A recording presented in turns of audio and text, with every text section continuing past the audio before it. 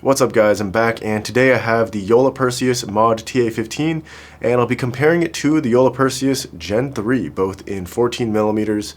And I wanted to answer the question on all of our minds, are these actually the same paddle?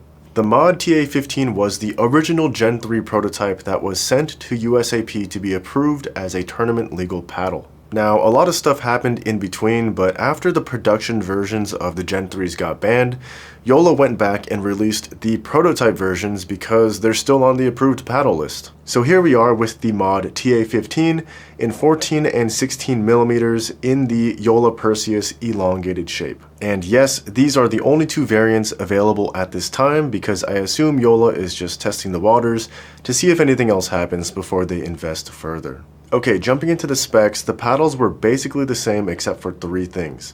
The mod had a lower static weight, swing weight, and a smaller grip circumference. The weird thing is, in my initial playtest, I actually thought the mod was a bit heavier and a little more sturdy feeling, but I think that was because of the atrocious grips on the Gen 3s. When these things are dry, they're super slick, and they get a little tackier when your hands get sweaty, but too much sweat and they'll slip out of your hands. On top of that, they also have a lot of foam in them, so they kind of take away from the feel of the paddle. The mod, on the other hand, kind of feels like a cross between the Gen 3 grip and my grip, which is a pretty worn out grip from Head.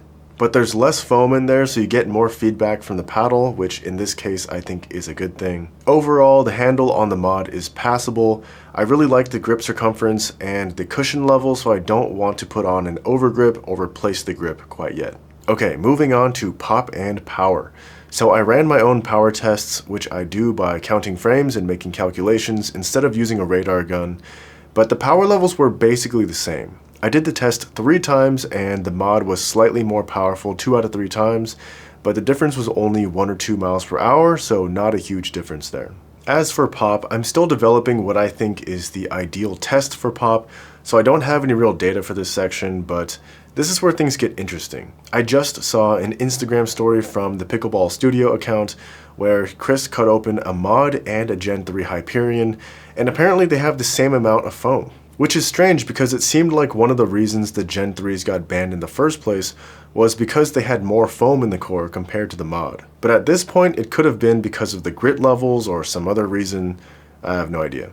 Despite these paddles having the same amount of foam, I still felt like the Gen 3 was a little harder to control, especially on blocks and resets. Keep in mind, I bought my mod brand new, and the Gen 3 Perseus was a birthday gift to a friend, but he never used it, so it was also brand new. So it's not like either paddle had more time to break in. I just felt like I was popping up more with the Gen 3, but that's just my experience. And this leads me to the feel of the paddles. One subtle difference that I noticed was that the mod gave off a cleaner and crisper sound compared to the Gen 3. I kind of mentioned this when I was talking about the handles and how the foamy grip of the Gen 3 kind of dampened the feel a little bit, but the sound off the face was just not as clean of a pitch. And this is what led me to believe that the mod did have less foam in the core, because typically Gen 1 and Gen 2 paddles have more of a crack to them when you hit the ball, and foamier paddles have a lower pitched boom sound. Here's a quick audio sample.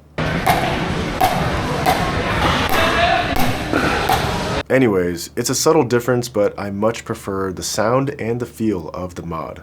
Probably the biggest noticeable difference between these two paddles is the surface grit. Unfortunately, I pulled a muscle in my shoulder doing the power tests, so I wasn't able to do my own RPM test for this paddle, but I think the general consensus was that the RPMs were a bit lower on the mod, but still really high due to the trampoline effect, allowing more of the paddle surface to be in contact with the ball. Instead, I'm going to show you the differences using my camera and audio.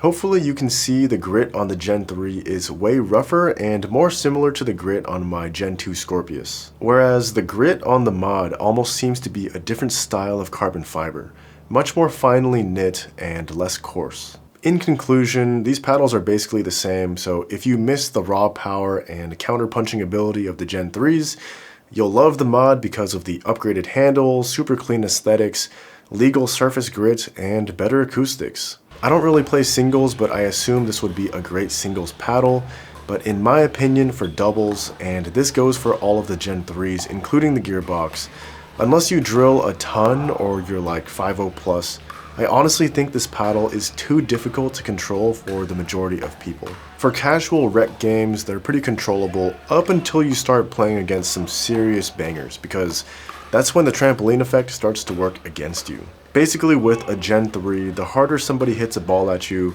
the harder it's going to come off of your paddle, so you'll find yourself popping up drops and resets way more often. And in the game of pickleball, which is mostly a game of consistency, that's what's going to lose you games, not your inability to put away high balls. I'll probably keep the mod because I can't even return this thing due to Joola's return policy, but honestly, I think I should use the Gen 2 14mm Perseus now.